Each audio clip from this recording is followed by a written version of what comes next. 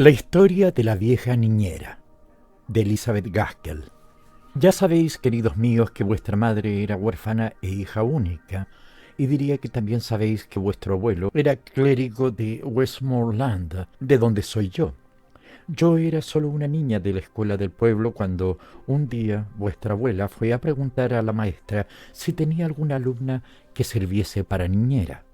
Y me sentí muy orgullosa, os lo aseguro, cuando la maestra me llamó y explicó lo bien que se me daba la costura y que era muy seria y muy formal, hija de padres pobres pero muy respetables. Yo pensé que nada me gustaría más que servir a aquella joven y bella señora, que se ruborizaba tanto como yo al hablar del bebé que iba a tener y de lo que yo debería hacer con él. Pero creo que esta parte de la historia no os interesa tanto como la que creéis que ha de venir después, así que os la contaré ya. Me contrataron y me instalé en la rectoría antes de que naciese la señorita Rosamond, que era el bebé y es vuestra madre. La verdad es que yo tenía bastante poco que hacer con ella al principio, porque no se despegaba de los brazos de su madre y dormía a su lado toda la noche. Y qué orgullosa me sentía a veces cuando la señorita me la confiaba. Jamás hubo un bebé igual, ni antes ni después, aunque vosotros también habéis sido todos unos niños maravillosos. Pero en cuanto a modales, dulces y encantadores, ninguno de vosotros se puede comparar con vuestra madre. Salió a su madre, que era de natural una verdadera dama, una Furnivall, nieta de Lord Furnivall de Northumberland. Creo que no tenía hermanas ni hermanos y que había criado en la familia de milord hasta que se casó con vuestro abuelo, que era solo un párroco, hijo de un tendero de Carlisle, aunque fuese toda la vida un caballero inteligente y refinado que trabajó de firme en su parroquia, la cual era muy grande y se extendía por los páramos de Westmoreland. Cuando vuestra madre, la señorita Rosamond, tenía unos 4 o 5 años, sus padres murieron en cuestión de 15 días, uno tras otro. ¡Ay, qué época tan triste! Mi linda señora y yo esperábamos otro bebé cuando mi amo llegó a casa de uno de sus largos recorridos, empapado y cansado, y cogió la fiebre de la que murió. Y ella ya no volvió a levantar cabeza, solo vivió para ver muerto a su bebé y tenerlo sobre su pecho antes de dar el último suspiro. Mi señora me había pedido en su lecho de muerte que no abandonase nunca a la señorita Rosamond, y yo habría seguido a la pequeña al fin del mundo, aunque ella no me hubiese dicho una palabra. No habíamos dejado de llorar cuando llegaron los tutores y albaceas a arreglar las cosas. Eran Lord Furnivall, el primo de mi pobre y joven señora, y el señor White, el hermano de mi amo, un tendero de Manchester, no tan próspero entonces como lo sería luego y con muchos hijos que criar. En fin, no sé si fue algo que acordaron ellos o si fue por una carta que escribió mi señora en el lecho de muerte a su primo, mi lord, pero lo cierto es que decidieron que la señorita Rosamond y yo teníamos que ir a Northumberland, a la mansión de los Furnivall, y mi lord habló como si hubiese sido deseo de su madre que la niña viviese con su familia y como si él no tuviese ningún inconveniente, ya que una o dos personas no suponía nada en una casa tan grande. Y bueno, aunque no era así como yo habría querido que se cuidase del futuro de mi inteligente y linda pequeña, que era como un rayo de sol en cualquier familia, por muy grande que fuese, me encantó que toda la gente del valle se quedase admirada al saber que yo iba a ser la doncella de la señorita en la mansión Furnivall de milord Furnivall. Pero me equivoqué creyendo que íbamos a vivir donde vivía milord. La familia había abandonado la mansión Furnivall hacía 50 años o más. Yo no podía saber que mi pobre y joven señora nunca había estado allí, aunque se hubiese criado con la familia, y lo lamenté porque me habría gustado que la señorita Rosamond pasara la juventud donde había vivido su madre.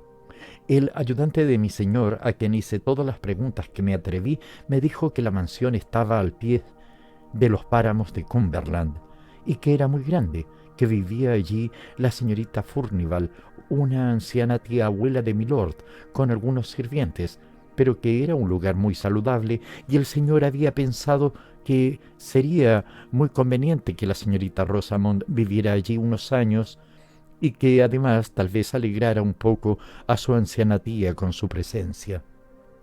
Milord me ordenó que preparase las cosas de la señorita Rosamond para un día determinado. Era un hombre serio y orgulloso, como dicen que eran todos los Lord Furnivall, y nunca decía una palabra más de las necesarias. Contaban que había estado enamorado de mi señorita, pero ella sabía que el padre de él se opondría y nunca le había escuchado y se había casado con el señor White. No lo sé. Lo cierto es que él no se casó nunca, pero tampoco hizo nunca mucho caso a la señorita Rosamond, como supongo que habría hecho si hubiese querido a su difunta madre. Envió con nosotras a la mansión a aquel ayudante suyo, diciéndole que debía reunirse con él en Newcastle aquella misma noche. Así que no hubo mucho tiempo para que nos presentara a todos los extraños antes de deshacerse también de nosotras. Y nos dejaron solas a las dos en la vieja casa solariega, pobres criaturas. Yo todavía no había cumplido los 18 años. Parece que fue ayer cuando llegamos. Habíamos salido de nuestra querida rectoría muy temprano y habíamos llorado las dos como si se nos partiera el corazón, aunque viajábamos en el carruaje de milord, que tan impresionante me parecía entonces. Y bueno, bastante después del mediodía de un día de septiembre, paramos a cambiar de caballos por última vez en un pueblecito lleno de humo, de carbón y de mineros.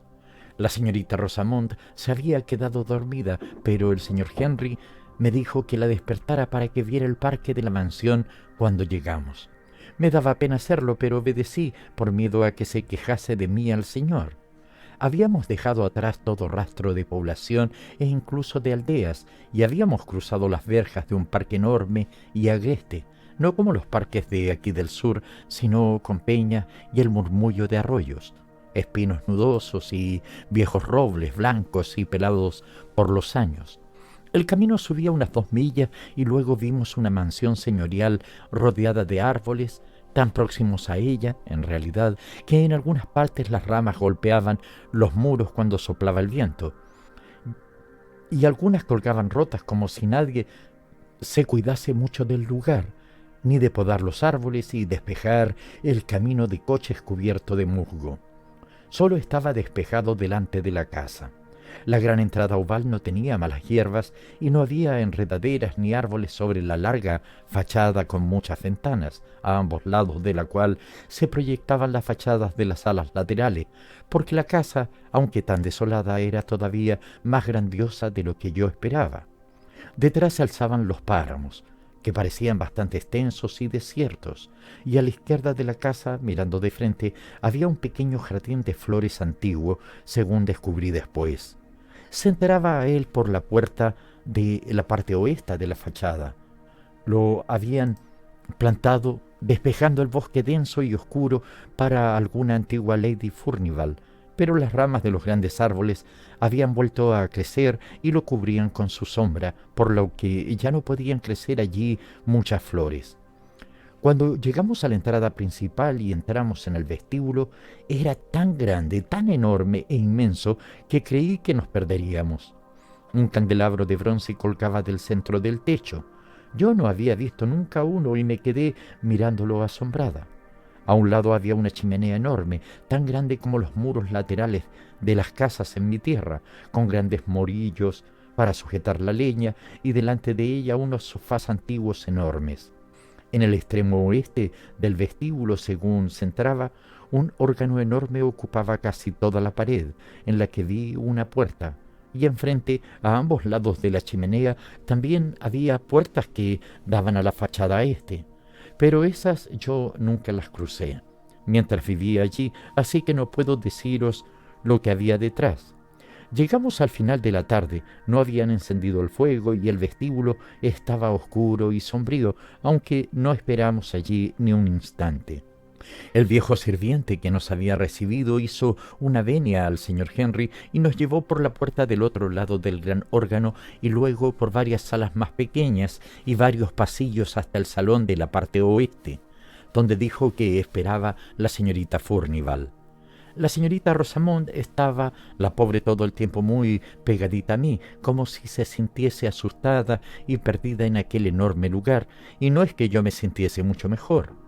La sala oeste resultaba muy alegre, había un gran fuego encendido y muchos muebles buenos y cómodos. La señorita Furnival era una anciana que rondaría los 80, diría yo, aunque no estoy segura. Era alta y delgada, con la cara tan llena de arrugas finas que parecía dibujada con la punta de una aguja. Tenía los ojos muy abiertos, supongo que para compensar que era tan sorda que se veía obligada a usar trompetilla. Sentada a su lado y trabajando en el mismo tapiz estaba la señora Stark, que era su doncella y dama de compañía y casi tan vieja como ella.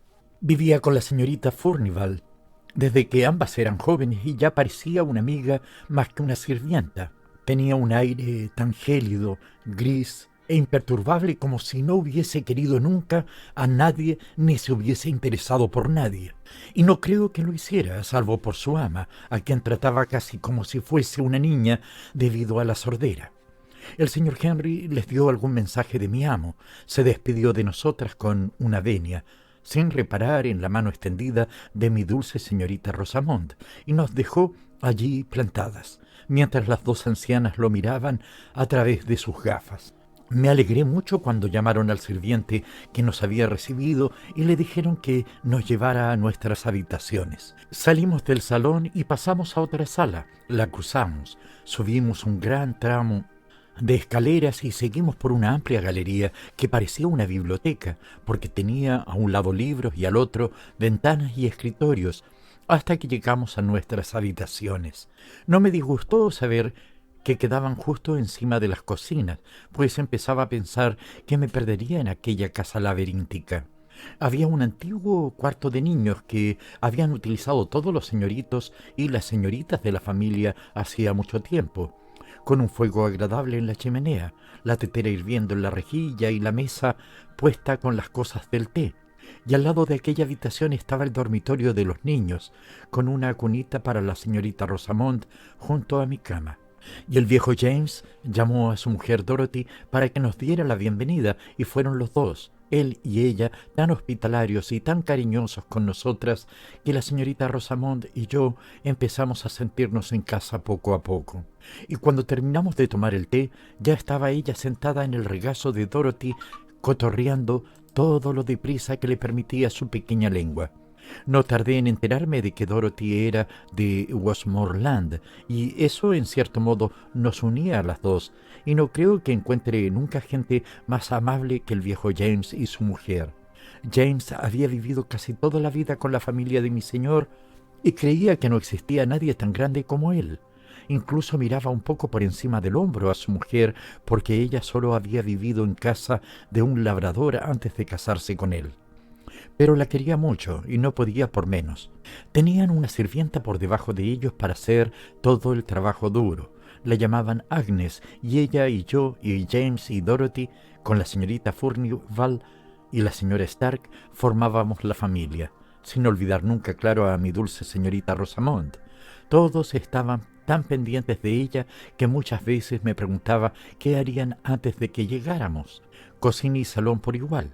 La triste y severa señorita Furnival y la fría señora Stark se alegraban cuando llegaba ella gorjeando como un pajarito, jugando y saltando de acá para allá, cotorreando sin parar con su graciosa y alegre cháchara. Estoy segura de que cuando se iba a la cocina lo lamentaban, aunque eran demasiado orgullosas para pedirle que se quedase con ellas, y les sorprendía un poco aquella preferencia. Como decía la señora Stark, no tenía nada de sorprendente, teniendo en cuenta el linaje de su padre. La casona laberíntica era un lugar fabuloso para la señorita Rosamond. Hacía expediciones por todas partes, conmigo detrás pisándole los talones, menos al ala este, que no estaba nunca abierta y a donde ni siquiera se nos ocurría ir. Pero en la parte norte y oeste había muchos sitios agradables, llenos de cosas que nos parecían curiosidades, aunque tal vez no lo fuesen para quienes habían visto más mundo. Las grandes ramas de los árboles y la hiedra que las cubría oscurecían las ventanas, pero podíamos ver en la penumbra verdosa los jarrones de porcelana antiguos y las cajas de marfil talladas y libros enormes y sobre todo los cuadros antiguos. Recuerdo que una vez mi querida niña pidió a Dorothy que nos acompañara para que nos dijera quiénes eran los personajes de los cuadros, porque eran retratos de la familia de mi señor, aunque ella no sabía los nombres de todos. Habíamos recorrido casi todas las habitaciones y llegamos al espléndido salón que quedaba encima del vestíbulo, en el que había un retrato de la señorita Furnivall, o señorita Grace, que era como se llamaba entonces por ser la hermana más pequeña.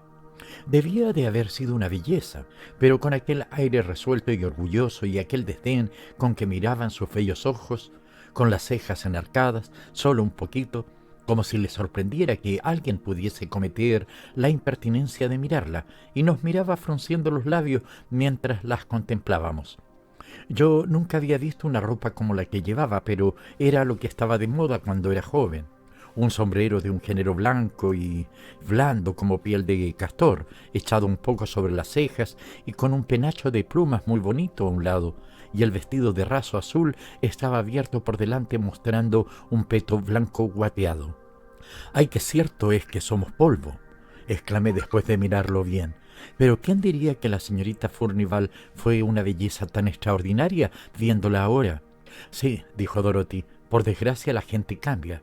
Aunque si es cierto lo que decía el padre de mi amo, la señorita Furnivall, la hermana mayor, era todavía más guapa que la señorita Grace. Su retrato está aquí en un sitio, pero si os lo enseño no debéis decirle a nadie que lo habéis visto, ni siquiera a James. ¿Crees que la señorita se callará?». No estaba muy segura. Era una niñita tan dulce, tan atrevida, tan franca y abierta, así que le dije que se escondiera. Y luego ayudé a Dorothy a dar la vuelta a un cuadro grande que no estaba colgado como los otros, sino apoyado de cara a la pared.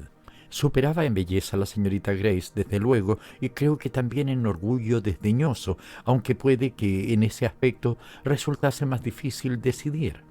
Habría podido pasarme una hora contemplándolo, pero Dorothy parecía un poco asustada por habérmelo enseñado y volvió a darle la vuelta enseguida y me mandó que corriera a buscar a la señorita Rosamond, porque había algunos sitios peligrosos en la casa en lo que no quería que entrara la niña. Yo era una muchacha valiente y animosa y no hice mucho caso de lo que me dijo, porque me gustaba jugar al escondite tanto como a cualquier niño de la parroquia, así que corrí a buscar a mi pequeña. Los días fueron acortándose a medida que avanzaba el invierno y a veces yo estaba casi segura de que oía un sonido como si alguien estuviese tocando el gran órgano del vestíbulo. No lo oía todas las noches, pero sí bastante a menudo y casi siempre cuando acostaba a la señorita Rosamond y me sentaba a su lado en el dormitorio sin moverme en silencio. Entonces lo oía resonar a lo lejos cada vez más fuerte. La primera noche que lo oí le pregunté a Dorothy cuando bajé a cenar quién había estado tocando música y James dijo muy cortante que era una necia si tomaba por música el murmullo del viento entre los árboles. Pero me di cuenta de que Dorothy le miraba muy asustada y Agnes, la chica que ayudaba en la cocina, musitó algo y se puso muy pálida. Vi que no les gustaba la pregunta, así que decidí guardar silencio hasta estar a solas con Dorothy, porque sabía que entonces podría sacarle muchas cosas. Así que al día siguiente esperé el momento oportuno e intenté convencerla de que me dijera quién tocaba el órgano, porque sabía muy bien que se trataba del órgano y no del viento, aunque no se lo hubiese dicho a James. Pero os aseguro que Dorothy se había aprendido la lección porque no conseguí sacarle una palabra. Así que probé con Agnes, aunque siempre la había mirado un poco por encima del hombro, ya que yo estaba al mismo nivel que James y Dorothy, y ella era poco más que su criada. Agnes me dijo que no debía contarlo nunca y que si alguna vez lo contaba no debía decir que me lo había dicho ella, pero que se oía un ruido muy extraño y que ella lo había oído muchas veces y sobre todo las noches de invierno y antes de las tormentas. La gente decía que era el señor que tocaba el órgano del vestíbulo como cuando estaba vivo, pero ella no sabía o no quiso decírmelo quién era el señor, por qué tocaba y por qué lo hacía precisamente en invierno, las noches de tormenta. Bien, ya os he dicho que yo era una muchacha valiente, así que pensé que era bastante agradable que aquella música grandiosa recorriese la casa, fuese quien fuese el músico, porque la cuestión es que se elevaba sobre las fuertes ráfagas de viento y gemía y se imponía exactamente igual que un ser vivo y descendía luego hasta la más completa suavidad, pero siempre melódica y musical. Así que era un disparate decir que era el viento. Al principio creí que podría ser la señorita Furnivall quien tocaba, sin que Agnes lo supiera, pero un día estaba yo sola en el vestíbulo, abrí el órgano y lo miré todo y miré por dentro, como había hecho una vez con el órgano de la iglesia de Crosswhite, y vi que, aunque pareciese tan estupendo y tan magnífico por fuera, por dentro estaba todo destrozado, y entonces, a pesar de que era mediodía, se me puso la carne de gallina. Cerré el órgano y me fui corriendo al luminoso y alegre cuarto de los niños, y después de eso, durante un tiempo, no me gustaba oír la música más que a James y a Dorothy. Y durante todo ese tiempo la señorita Rosamond se había ido haciendo querer más y más. Las ancianas almorzaban pronto y les gustaba que comiera con ellas. James se colocaba detrás de la silla de la señorita Furnivall y yo detrás de la señorita Rosamond. Todo muy ceremonial. Después de comer, la niña jugaba en un rincón del gran salón, callada como un ratoncito, mientras la señorita Furnivall dormía y yo comía en la cocina.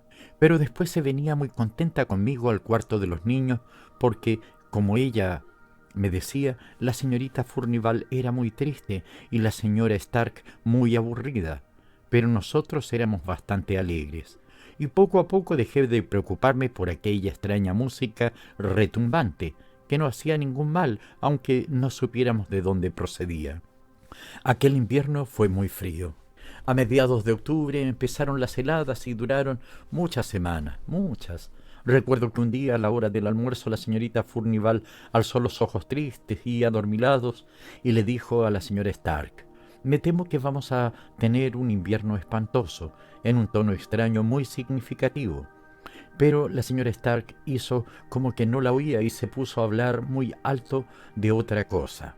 Mi señorita y yo no nos preocupábamos por la helada. A nosotras no nos importaba.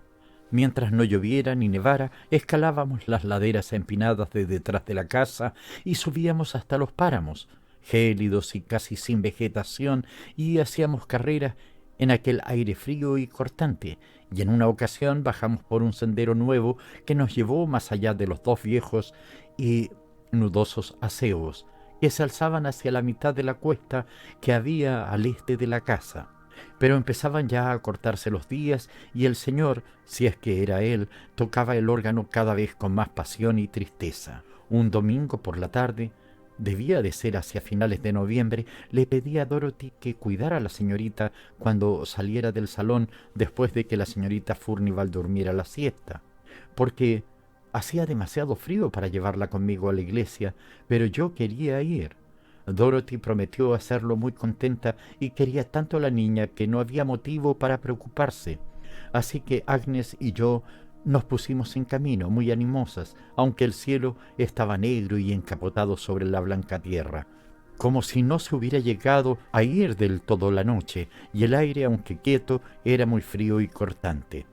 «Va a caer una buena nevada», me dijo Agnes. Y efectivamente, mientras estábamos en la iglesia, empezó a nevar con copos grandes, tanto que la nieve casi tapaba las ventanas. Dejó de nevar antes de que saliéramos, pero había una capa de nieve blanda y densa y profunda cuando regresamos a casa. Antes de llegar salió la luna y creo que estaba más claro entonces, con la luna y con el blanco deslumbrante de la nieve, que cuando habíamos ido a la iglesia entre las 2 y las 3. No os he dicho que la señorita Furnivall y la señora Stark no iban nunca a la iglesia. Solían rezar juntas a su modo lúgubre y silencioso. Parecía que el domingo se les hacía muy largo sin poder ocuparse en su bordado. Así que cuando fui a ver a Dorothy a la cocina para recoger a la señorita Rosamond y llevarla arriba conmigo, no me extrañó nada que me dijera que las señoras se habían quedado con la niña, y no la había llevado a la cocina como yo le había dicho que hiciese cuando se cansase de portarse bien en el salón. Me quité pues la ropa de abrigo y fui a buscarla para llevarla a cenar a la habitación de los niños. Pero al entrar en el salón, allí estaban sentadas las dos señoras muy quietas y calladas, diciendo alguna palabra de vez en cuando, pero dando la impresión de que nada tan radiante y alegre como la señorita Rosamond hubiese estado jamás cerca de ellas. Pensé que a lo mejor se había escondido para que no la viera, era uno de sus juegos, y que las había convencido de que simularan que no sabían dónde estaba. Así que me puse a mirar silenciosamente debajo de un sofá, detrás de una silla, haciéndome la asustada porque no la encontraba. «¿Qué pasa, Esther?», preguntó con aspereza la señora Stark. No sé si la señorita Furnivall me había oído, porque ya os he dicho que estaba muy sorda, y siguió mirando el fuego alicaída sin moverse. «Estoy buscando a mi pequeñita Rosalina», contesté, todavía convencida de que la niña estaba allí y cerca de mí, aunque no la viera. «La señorita Rosamond no está aquí. Hace más de una hora que se fue a buscar a Dorothy», me dijo la señora Stark, y se volvió otra vez hacia el fuego. Me dio un vuelco el corazón y empecé a lamentar haberme separado de mi pequeña. Volví a la cocina y se lo conté a Dorothy. James había salido a pasar el día fuera, pero ella, Agnes y yo cogimos luces y subimos primero al cuarto de los niños y luego recorrimos toda aquella enorme casa llamando a la señorita Rosamond y suplicándole que saliera de su escondite y que no nos asustara de aquel modo. Pero no hubo respuesta ni un sonido. «Ah», dije yo al fin, «¿no habrá ido a esconderse al ala este?». Pero Dorothy dijo que era imposible, porque ni siquiera ella había ido nunca allí y creía que tenía las llaves el administrador de mi señor. En realidad ni ella ni James las habían visto nunca. Así que dije que volvería a ver si se había escondido realmente en el salón sin que se dieran cuenta las ancianas, y que si la encontraba le daría una buena sotaína por el susto que me había dado. No pensaba hacerlo, claro. Volví al salón y le conté a la señora Stark que no la encontrábamos por ningún sitio y le pedí que me dejara mirar bien por allí, porque ahora creía que podía haberse quedado dormida en algún rincón caliente y oculto. Pero no. Miramos en todos los rincones. La señorita Furnivall se levantó temblando de pies a cabeza y allí no estaba. Volvimos a buscarla en todos los sitios en los que ya habíamos mirado, pero no la encontramos. La señorita Furnivall se estremecía y temblaba tanto que la señora Stark se la llevó de nuevo al calor del salón, pero no sin haberme hecho prometerle que la llevaría a verlas en cuanto la encontráramos. Menudo día. Empezaba a creer que no aparecería nunca, cuando se me ocurrió mirar en el patio delantero, que estaba todo cubierto de nieve. Yo estaba en el piso de arriba cuando miré hacia el patio, pero la luz de la luna era tan clara que pude ver con toda claridad dos pequeñas pisadas que salían de la puerta principal y doblaban la esquina del ala este. No sé cómo llegué hasta allí, pero abrí como pude aquella puerta grande y pesada. Me eché la falda del vestido por la cabeza como una capa y salí corriendo de la casa. Doblé la esquina este y vi en la nieve una sombra negra, pero cuando salí de nuevo a la luz de la luna, vi las pequeñas pisadas que subían y subían hacia los páramos. Hacía un frío espantoso, tanto que al correr el aire me cortaba la piel de la cara, pero seguí corriendo, llorando al pensar lo que debía de haber sufrido, el miedo que había pasado mi pobrecita niña querida. Y cuando tenía ya los acebos a la vista, vi a un pastor que bajaba por la ladera con algo en brazos envuelto en su manta. Me preguntó a gritos si había perdido a una niña, y al ver que el llanto me impedía hablar, vino hacia mí y vi a mi niñita, inmóvil y pálida y rígida, en sus brazos como si estuviera muerta. El hombre me explicó que había subido a los páramos a recoger las ovejas antes de que cayera el intenso frío de la noche, y que debajo de los acebos, negras señales en la ladera, donde no había más vegetación en millas a la redonda, había encontrado a mi señorita, mi corderito, mi reina, mi niñita, rígida y fría en el terrible sueño que causa la helada. ¡Ay! ¡Qué alegría y cuántas lágrimas derramé al volver a tenerla en mis brazos! porque no dejé que la llevara el pastor, sino que la tomé en brazos con manta y todo, y la estreché contra mi cálido cuello y mi corazón, y sentí que la vida volvía poco a poco a sus pequeños y tiernos miembros. Pero aún no había recuperado el conocimiento cuando llegamos a la casa, y yo no tenía ánimo siquiera para hablar. Entramos por la puerta de la cocina. Subí del calentador de la cama, dije, y la llevé a su habitación y la desnudé junto al fuego que Agnes había mantenido encendido. Llamé a mi corderito por todos los nombres dulces y graciosos que se me ocurrieron, aunque tenía los ojos cegados por las lágrimas, hasta que al fin abrió sus ojazos azules.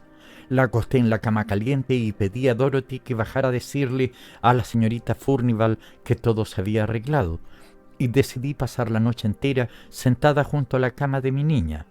Tan pronto como su linda cabecita tocó la almohada, cayó en un dulce sueño, y yo velé a su lado hasta que, al llegar la luz de la mañana, despertó alegre y despejada, o eso creía al principio, y queridos míos, lo creo ahora. Me contó que había decidido irse con Dorothy porque las dos ancianas se habían dormido y se aburría mucho en el salón, y que cuando cruzaba el vestíbulo del oeste vio por la alta ventana cómo caía y caía la nieve suave y constante, y quiso verla cubriendo el suelo blanca y bonita, así que fue al vestíbulo principal y se asomó a la ventana y la vio suave y brillante sobre el camino. Pero cuando estaba allí mirando, vio a una niña pequeña, no tan mayor como ella, pero muy bonita. Dijo mi pequeña, y aquella niñita me hizo señas de que saliera, y ¡ay! Era tan bonita, tan dulce, que no tuve más remedio que ir. Y luego aquella otra niña le había dado la mano, y se habían ido las dos juntas, y habían doblado la esquina este de la casa. «Eres una niñita mala y estás contando mentiras», le dije yo. «¿Qué le diría a tu buena mamá, que está en el cielo y que nunca en su vida contó ni una mentira, a su pequeña Rosamond, si la oyera contar esas mentiras? Y me atrevo a decir que sí que la oye. Te lo digo en serio, Esther», gimió mi niña, «estoy diciendo la verdad, de veras es cierto». «No digas eso», le dije muy seria, «seguí tus pisadas por la nieve, no se veían más que las tuyas, y si hubiese subido de la mano de la niñita que dices hasta el cerro, ¿no crees que se habrían marcado sus pisadas al lado de las tuyas?» «¿Y yo qué culpa tengo de que no se marcaran, querida Esther?», dijo ella llorando. «No le miré los pies en ningún momento, pero me apretaba la mano muy fuerte con su manita y la tenía muy, muy fría. Me llevó por el camino del páramo hasta los aseos y allí vi a una señora gimiendo y llorando. Pero dejó de llorar en cuanto me vio y sonrió muy orgullosa y radiante y me sentó en su regazo y empezó a acunarme para que me durmiera. Y es lo que pasó, Esther, y es la pura verdad, y mi querida mamá lo sabe». Dijo las últimas palabras llorando, por lo que pensé que tenía fiebre y fingí creerla, porque volvía a aquella historia una y otra vez y siempre contaba lo mismo. Al fin Dorothy llamó a la puerta con el desayuno de la señorita Rosamond y me dijo que las señoras estaban abajo en el comedor y que querían hablar conmigo. Habían estado las dos en el dormitorio de los niños la noche anterior, pero después de que se durmiese la señorita Rosamond, no habían hecho más que mirarla sin hacerme ninguna pregunta. «Me echarán una bronca», me decía mientras iba por la galería norte. Pero me armé de valor y pensé, «pero yo la dejé con ellas a su cuidado y son ellas las que tienen la culpa por no haberse dado cuenta de que se marchaba y por no vigilarla». Así que entré sin achicarme y expliqué mi historia. Se lo conté todo a la señorita Furnivall, gritándoselo al oído, pero cuando mencioné a la otra niñita que estaba fuera en la nieve y que la llamaba y la tentaba a salir y que había subido hasta el acebo donde estaba la bella señora, alzó los brazos, sus viejos brazos marchitos, y gritó: «Oh, Dios mío, perdón, ten piedad». La señora Stark la sujetó sin ningún miramiento, me pareció, pero ella se zafó de la señora Stark y me dijo, advirtiéndome y ordenándome en una especie de arrebato: «Esther, que no se acerque a esa niña, la arrastrará a la muerte. Esa niña malvada, dile que es una niña mala y perversa». La señora Stark me mandó salir del comedor, cosa que hice en realidad con mucho gusto. Pero la señorita Furnival seguía gritando: «Oh, ten piedad, es que nunca vas a perdonar, hace ya tanto tiempo». Me sentía muy preocupada después de aquello. No me atrevía a dejar a la señorita Rosamond ni de noche ni de día, por miedo a que desapareciera otra vez por una u otra fantasía, y sobre todo porque había llegado a la conclusión, por la forma extraña en que la trataban, de que la señorita Furnival estaba loca, y me daba miedo que se cerniese algo así sobre mi niñita querida, que fuese cosa de familia, ya sabéis. Y la gran helada seguía sin parar, y cuando la noche era más tormentosa de lo habitual, entre las ráfagas y atravesando el viento, oíamos al señor tocando el gran órgano. Pero con señor o sin él, fuese a donde fuese la señorita Rosamond, yo la seguía, pues mi amor por ella, mi linda huérfana desvalida, era más fuerte que el miedo que me daba aquel sonido grandioso y terrible. Además, me correspondía a mí procurar que estuviese alegre y contenta como correspondía a su edad. Así que jugábamos las dos e íbamos siempre juntas a un sitio y a otro, a todas partes, porque no me atrevía a perderla de vista otra vez en aquella casona laberíntica. Y sucedió entonces que una tarde, poco antes del día de Navidad, estábamos las dos jugando en la mesa de billar del gran salón. No es que supiéramos la forma correcta de jugar, pero a ella le gustaba echar a rodar las lisas bolas de marfil con sus lindas manitas, y a mí me gustaba hacer lo que ella hiciese. Y poco a poco, sin que nos diésemos cuenta, fue haciéndose de noche en la casa, aunque todavía había luz fuera, y yo estaba pensando llevarla de nuevo a su habitación cuando de pronto gritó: «Mira, Esther, mira, mi pobre niñita está ahí fuera en la nieve». Me volví hacia las ventanas alargadas y efectivamente vi allí a una niña más pequeña que mi señorita Rosamond, sin ropa adecuada para estar fuera en una noche tan cruda, llorando y golpeando los cristales como si quisiera entrar. Parecía sollozar y gemir hasta que llegó un momento en que la señorita Rosamond no pudo soportarlo más y corrió hacia la puerta para abrirla. Y entonces de repente, y muy cerca, retumbó el gran órgano tan fuerte y atronador que me hizo temblar, y más aún cuando caí en la cuenta de que, a pesar de la quietud de aquel tiempo mortalmente frío, yo no había oído ningún ruido de las manitas golpeando los cristales, y que, aunque la había visto gemir y llorar, no había llegado a mis oídos ningún sonido. No sé si pensé todo esto en aquel mismo instante. El ruido del gran órgano me había dejado desconcertada. Lo único que sé es que alcancé a la señorita Rosamond antes de que abriera la puerta del vestíbulo y me la llevé pataleando y chillando a la gran cocina iluminada, donde estaban Dorothy y Agnes ocupadas con sus pastelillos de Navidad. «¿Qué le pasa a mi tesoro?», gritó Dorothy cuando entré con la señorita Rosamond, que lloraba desconsolada. «No me deja abrir la puerta para que entre mi niñita y se morirá si pasa la noche en los páramos». «Eres mala y cruel», dijo, abofeteándome, pero habría podido pegarme más fuerte, porque yo había visto una expresión de pánico en la cara de Dorothy que me había helado la sangre. «Cierra bien la puerta de atrás de la cocina y echa el cerrojo», le dijo a Agnes. No dijo nada más. Me dio uvas pasas y almendras para tranquilizar a la señorita Rosamond, pero ella seguía sollozando por la niña de la nieve y no tocó aquellas exquisiteces. Siguió llorando en la cama hasta que se durmió al fin, por lo que di gracias. Entonces bajé a la cocina y le dije a Dorothy que había decidido llevarme a la niña a Applethwaite, a casa de mi padre, donde podríamos vivir en paz, aunque viviésemos humildemente.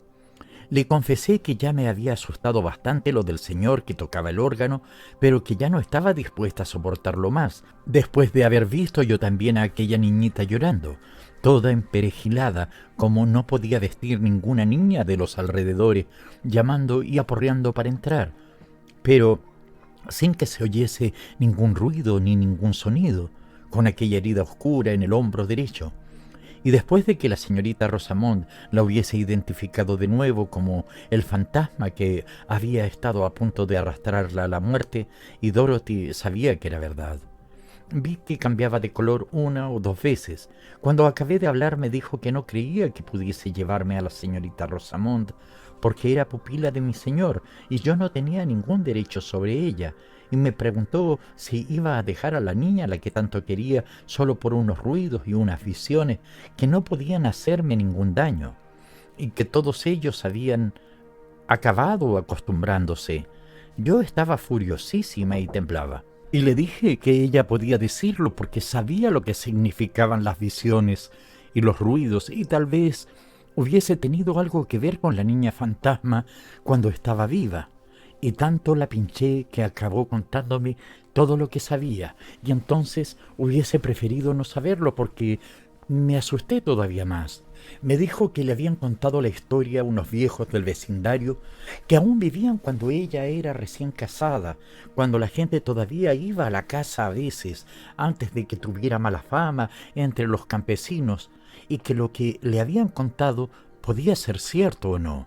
El señor era el padre de la señorita Furnival, señorita Grace, como la llamaba Dorothy, porque la señorita Maud era la mayor y, por lo tanto, Furnival por derecho. Al señor le consumía el orgullo. No había hombre más orgulloso en el mundo y sus hijas eran iguales que él. Nadie era lo bastante bueno para casarse con ellas, aunque tenía muchos pretendientes donde elegir, porque eran las beldades de su época, como yo había visto por los retratos del salón. Pero, como dice el proverbio, la soberbia acabará abatida, y aquellas dos bellezas altivas se enamoraron del mismo hombre, que no era más que un músico extranjero al que su padre había hecho venir de Londres para que tocara con él en la mansión, porque el señor amaba la música por encima de todas las cosas, salvo a sí mismo. Sabía tocar casi todos los instrumentos conocidos, y era una cosa extraña porque la música no le ablandaba. Era un viejo fiero y adusto que, según decían, le había destrozado el corazón a su pobre esposa con su crueldad. Estaba loco por la música y dispuesto a pagar lo que fuese por ella. Consiguió así que viniese aquel extranjero, un hombre que hacía una música tan bella que decían que hasta los pájaros dejaban de cantar en los árboles para escucharla.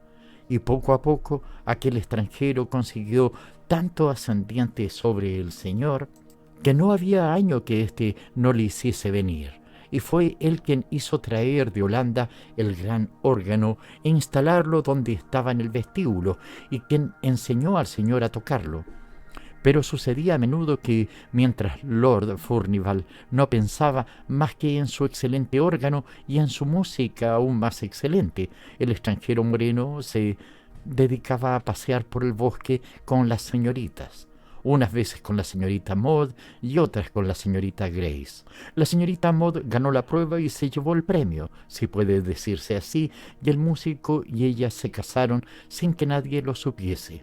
Y antes de que él hiciese la siguiente visita anual, ella había dado a luz una niña en una casa de los páramos, mientras su padre y la señorita Grace creían que estaba en las carreras de Doncaster.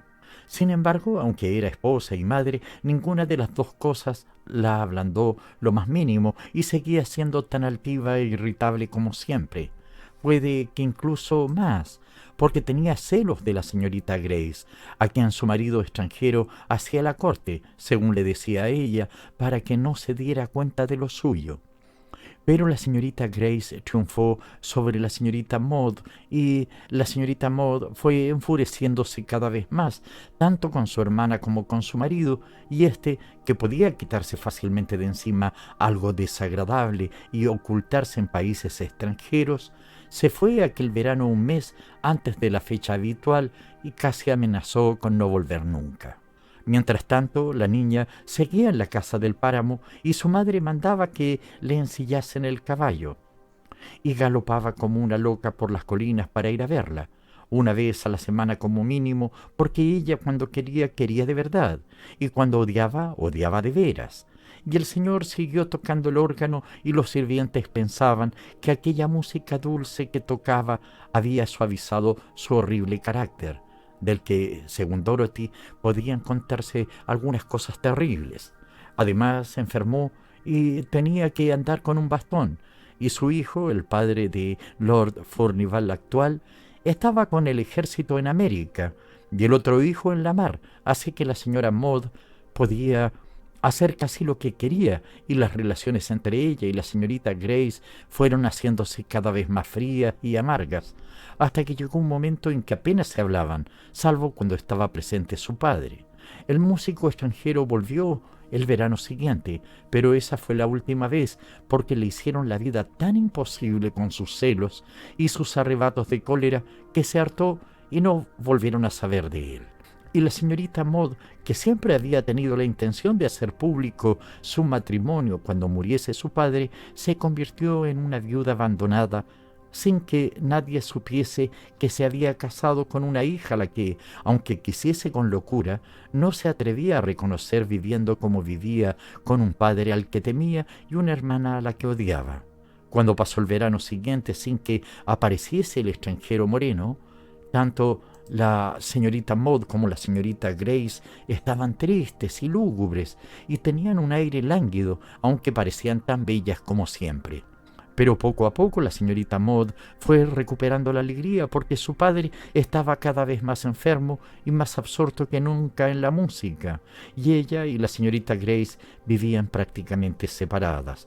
Tenían habitaciones independientes, una en el lado oeste y la señorita Maud en el este, en los aposentos que estaban cerrados entonces. Así que pensó que podría llevarse a la niña con ella, y nadie tenía por qué saberlo, excepto los que no se atrevían a hablar y estaban obligados a creer lo que les dijera, que era la hija niña de un campesino a la que le había tomado mucho cariño. Todo esto, dijo Dorothy, era cosa sabida, pero lo que sucedió después solo lo sabían la señorita Grace y la señora Stark, que era ya entonces su doncella, y a la que consideraba más amiga de lo que lo había nunca sido su hermana. Pero los sirvientes supusieron, por lo que insinuaban, que la señorita Maud había triunfado sobre la señorita Grace y le había dicho que el extranjero moreno había estado burlándose todo el tiempo de ella con un amor fingido, porque era su marido. La señorita Grace perdió para siempre el color de las mejillas y los labios desde aquel mismo día, y más de una vez la oyeron decir que tarde o temprano se vengaría, y la señora Stark andaba siempre espiando en las habitaciones del este.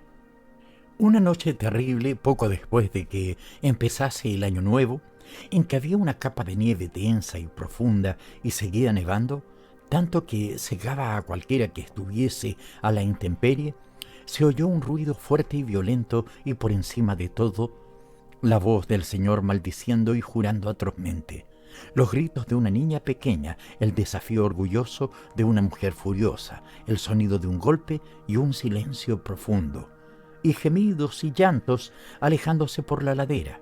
El Señor llamó luego a todos los sirvientes de la casa y les dijo con juramentos atroces y palabras más atroces aún, que su hija se había deshonrado y que la había echado de casa, a ella y a su hija, y que si alguno le prestaba ayuda o le daba comida o cobijo, él rezaría para que no pudiese entrar nunca en el cielo. Y la señorita Grace estuvo a su lado todo el tiempo, pálida y quieta como una piedra. Y cuando el Señor acabó de hablar, ella exhaló un gran suspiro, como para indicar que había terminado su tarea y había conseguido su propósito. Pero el Señor no volvió a tocar el órgano y murió aquel mismo año. Y no es de extrañar, porque al día siguiente de aquella noche espantosa, los pastores que bajaban la ladera de los páramos encontraron a la señorita Maud sentada bajo los acebos, sonriendo enloquecida y meciendo a una niña muerta que tenía una marca terrible en el hombro derecho. Pero no había muerto por eso, dijo Dorothy, sino por el frío y la helada, pues todas las criaturas salvajes estaban en su madriguera y todo el ganado en su redil, mientras que a la niña y a su madre las habían echado a vagar por los páramos. Y ahora ya lo sabes todo, y me pregunto si estás menos asustada ya. Estaba más asustada que nunca, pero no se lo dije. Deseaba desaparecer de aquella espantosa casa para siempre con la señorita Rosamond. No quería dejarla y tampoco me atrevía a llevármela. Pero, ay, cómo la vigilaba y la protegía. Echábamos el cerrojo a las puertas y cerrábamos bien las contraventanas una hora o más antes de oscurecer, para no dejarlas abiertas 5 minutos más de la cuenta. Pero mi señorita aún oía llorar y quejarse a la niñita misteriosa, y pese a cuanto hiciéramos y dijéramos, no había forma de impedir que quisiese ir a buscarla y hacerla entrar en la casa para protegerla del viento crudo y de la nieve. Todo ese tiempo me acerqué lo menos posible a la señorita Furnivall y a la señora Stark, porque me daba miedo. Sabía que no podía haber nada bueno en ellas, con su cara pálida e impasible y su mirada perdida, recordando los años espantosos que ya habían pasado. Pero a pesar del miedo también sentía una especie de compasión, al menos por la señorita Furnivall. Ni siquiera los que han caído en el infierno pueden tener una expresión más desesperada de la que se veía siempre en su rostro. Al final me daba tanta pena. Nunca decía nada más que lo que se le sacaba a la fuerza, que recé por ella, y enseñé a la señorita Rosamond a rezar por alguien que había cometido un pecado mortal. Pero cuando llegaba a esas palabras, mientras rezaba arrodillada, aguzaba el oído, se levantaba de pronto y decía: «Oigo llorar y gemir a mi niña y está muy triste. Oh, déjale entrar o se morirá». Una noche, justo después de que llegase por fin el día de Año Nuevo y el largo invierno cambiara, tal como yo esperaba, oí sonar 3 veces la campanilla del salón del ala oeste, que era la señal para mí, pero no estaba dispuesta a dejar sola a la señorita Rosamond, por muy dormida que estuviera, pues el señor había estado tocando el órgano más frenético que nunca. Y yo temía que mi niña querida despertara y oyera a la niña espectral. Sabía que no podía verla. Había cerrado muy bien las ventanas para impedirlo. La saqué de la cama y la envolví en la ropa que encontré más a mano y bajé con ella hasta el salón, donde estaban las señoras bordando como siempre. Alzaron la vista cuando entré y la señora Stark preguntó muy sorprendida por qué había sacado de la cama caliente a la señorita Rosamond. Y empecé a susurrar que porque me daba miedo que la tentara a salir aquella niña extraña de la nieve mientras yo no estaba, cuando ella me interrumpió dirigiendo una mirada a la señorita Furnivall y me dijo que la señorita Furnivall quería que deshiciese una labor que ella había hecho mal y que ninguna de las dos veía bien para deshacerla. Así que dejé con cuidado a mi tesoro en el sofá y me senté en un taburete a su lado, armándome de valor mientras oía el viento que arreciaba y aullaba. La señorita Rosamond dormía profundamente, por más que soplara el viento, y la señorita Furnivall no dijo una palabra ni se volvió a mirar cuando las ráfagas sacudían las ventanas. De pronto se levantó cuan alta era y alzó una mano como si nos pidiese que escucháramos. «Oigo voces», dijo, «oigo gritos terribles, oigo la voz de mi padre». Y justo en ese momento despertó sobresaltada mi niña. «Mi niñita está llorando, ¡ay, cómo llora!». Intentó levantarse para ir hacia ella, pero se le enredaron los pies en la manta y la agarré, porque había empezado a ponérseme la carne de gallina con aquellos ruidos que ellas oían, aunque nosotros no pudiésemos captar ningún sonido. Poco después sí se oyeron y cobraron fuerza y se hicieron ensordecedores. También nosotras oíamos voces y gritos, y ya no el viento invernal que rugía afuera. La señora Stark me miró y yo la miré a ella, pero no nos atrevimos a hablar. De pronto, la señorita Furnivall se dirigió a la puerta, salió a la antesala, cruzó el corredor del oeste y abrió la puerta del gran vestíbulo.